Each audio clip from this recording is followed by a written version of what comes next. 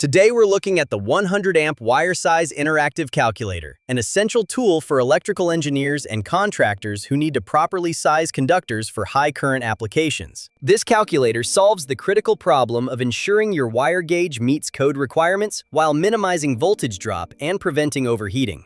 Let's examine the input fields. First, you'll select your calculation mode from 5 options: wire size for 100 amp load, voltage drop analysis, maximum circuit length, maximum safe current, or conduit fill requirements. For this demonstration, we'll use wire size for 100A load. Next, enter your current in amperes. Select your system voltage from the dropdown, either 120V single phase, 240V single phase, 208V three-phase, or 480V three-phase. Choose your conductor material, copper or aluminum.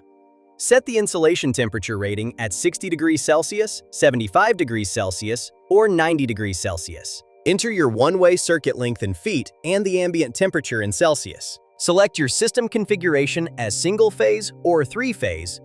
Specify if your load type is continuous or non-continuous, and enter the number of conductors. If analyzing existing wire, select the wire gauge from 14 AWG through 40 AWG.